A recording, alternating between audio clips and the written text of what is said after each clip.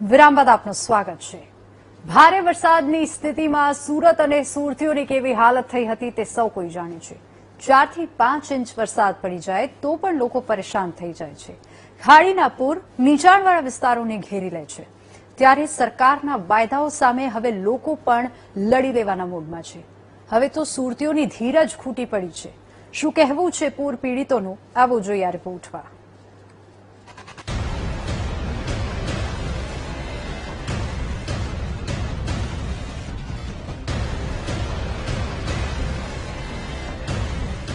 સુરતના મગોલ અને મીઠી ખાડી વિસ્તારના પૂર પીડિતો પૂરની કાયમી સમસ્યા માટે હવે લડી લેવાના મૂડમાં છે, કારણ કે અહીંના રહીશોની ધીરજ અંતે ખૂટી પડી છે।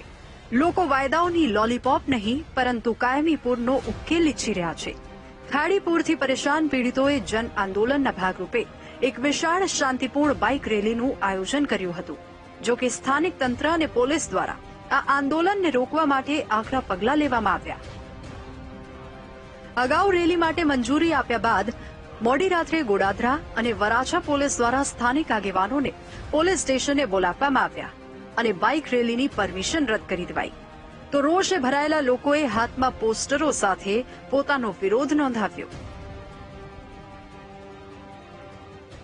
બાઇક રેલીની તૈયારી કરી રાખી હતી પૂર જોરશોરમાં। અત્યારે અમે બાઇક રેલીની ફૂલે ફૂલ તૈયારીમાં અમારી 15-20 સોસાયટીના સભ્યો મળીને અમે બાઇક રેલી કમસે કમ 500 બાઇક લઈને જવાના વિચારમાં અમે હતા, પણ અમને પરમિશન અમુક જગ્યાએ મળી છે, અમુક જગ્યાએથી અમને પરમિશન કેન્સલ કરાવી દીધી છે। તો અમારે કોઈ શાંતિપૂર્વક આનું આંદોલન અમારે કરવાનું છે અને કોઈ અમારે બીજો ઉગ્રતા વાળો વિરોધ નથી। અમારે કોઈ પક્ષ સારે વિરોધ નથી। અમારે ખાલી એક જ ઉકેલ જોવે છે કે ખાડીપુર અમારે ન આવવું જોઈએ। મેં એસએમસી પાસે બહુ માગણી કરી, બહુ નુકસાન થયા, બધું જ કર્યું, પણ એ લોકોના આંખે પાટા છે, કાને સાંભળતા નથી। એટલે હવે અમે એવું નક્કી કર્યું કે ચાલો આપણે આંદોલન કરીએ।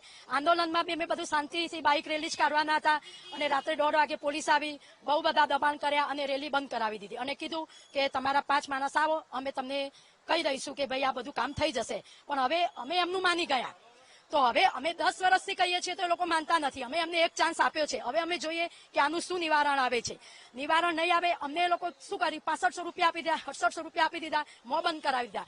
પૈસા સહાય અમારે નથી જોઈતી, આપી દો 1-1 કરોડ રૂપિયા, એક મકાન 1 કરોડ આપો, ખાલી કરી દઈએ, બંધ કરી દઈએ। અમે આંદોલન નથી જોઈતું, અમારે આંદોલન સરકાર અમારી, તો પછી આ બધું કેમ? મુદ્દો અહીં ખાડીપુરની સમસ્યાનો છે।